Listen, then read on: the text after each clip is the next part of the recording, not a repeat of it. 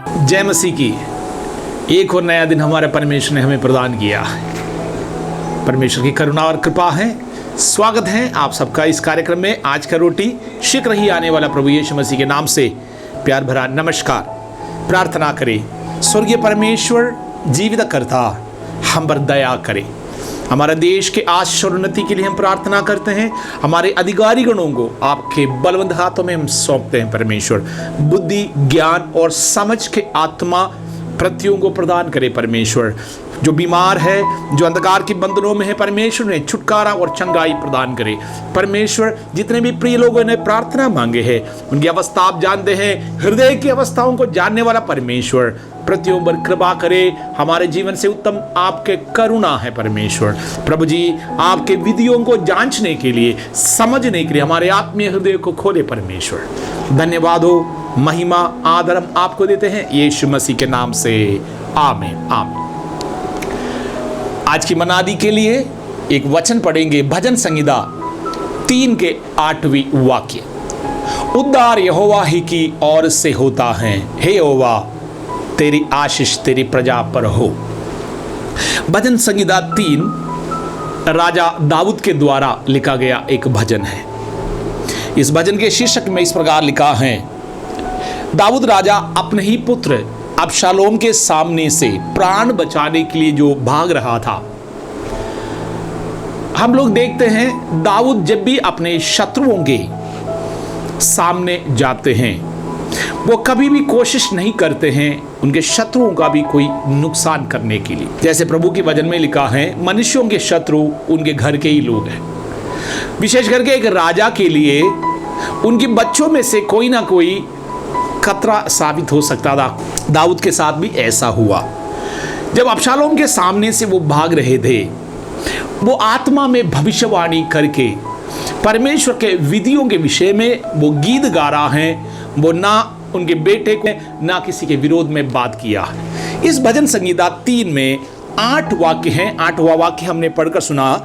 इसमें 7 चीजें मैं आपको कहना चाहता हूं जो परमेश्वर की ओर से हमें मिलता है। जो दाऊद का कहना है, हे परमेश्वर तू मुझे बचाता। हम लोग चाहे जितना भी कोशिश करें, धन लगाए, ताकत लगाए, इस संसार में अनेकों राजा महाराजा धनवान गुणवान पैदा हुआ हैं। अपने बलबूते पर, अपने धन के आमीन सामर्थ्य में कोशिश किया बहुत कुछ कर डालने के लिए, लेकिन अंत में कुछ ऐसा चीजें आते हैं, धन आमीन उन्हें बचा नहीं सकता है, उनका अधिकार उसको बचा नहीं सकता है। दाऊद कहते हैं, परमेश्वर बचाने वाला तू ही है। वास्तव में हमारे आत्मा के बचाव से लेकर इस संसार की पृथ्वी की चीज़ों में हमारे उद्धार, हमारे बचाव करने वाला, हमें सुरक्षा देने वाला हमारा परमेश्वर है। उसके बाद दाऊद कहते हैं, तू मुझे ऊंचा किया है। यदि जीवन में कोई बढ़ोतरी, कोई जीवन में कोई उन्नति अगर कोई देता है वो प्रभु है, क्योंकि दाऊद अनुभवी है। एक चरवाहा होने की जगह से चरवाहा बालक को परमेश्वर इस्राएल के महाराजा बनाया है। दाऊद कहता है, प्रभु ये तेरे कारण हुआ है और कोई भी मेरे लिए कर नहीं सकता था। तीसरा, वो परमेश्वर के हालेलुया विषय में कहता है, तू उत्तर देने वाला परमेश्वर। हमारा हियाव है, हमारा परमेश्वर उत्तर देता, हमारा परमेश्वर हमारा प्रार्थना सुनता है, हमें उत्तर देता है। दाऊद आत्मा में इस प्रकार गीत गाता है। चौथा, दाऊद कहता है, तू अच्छे नींद देता है। 127 भजन संहिता में लिखा है, परमेश्वर अपने प्रियों को नींद में सब कुछ देता है, अच्छा नींद देता है। कईयों का समस्या है, अच्छा नींद उसको नहीं मिलता, सो नहीं पाते, अनेकों टेंशन, चिंता, व्याकुलता, समस्या में पड़ जाते, आज सुख निद्रा उनको मिल नहीं पाते। दाऊद कहता है, शत्रु के सामने से भागने वाला दाऊद कहता है, परमेश्वर मुझे अभी भी चिंता नहीं है, क्योंकि मैं सुख का नींद सो सकता हूं, क्योंकि तू मेरा उद्धार करने वाला है। परमेश्वर का दान है, प्रभु हमें अच्छा नींद देता है। 5वीं बात है, तू मुझे संभालता है। इस भजन संहिता 3 में दाऊद कहता है, प्रभु तू मुझे संभालेगा। मनुष्यों पर मेरा आश्रय भरोसा कुछ नहीं है, चाहे अपने प्रिय होगा, चाहे पराये होगा, चाहे उनके अधिकारीगण होंगे, मुझे मनुष्यों पर भरोसा नहीं है। मुझे संभालने वाला मेरा परमेश्वर तू ही है।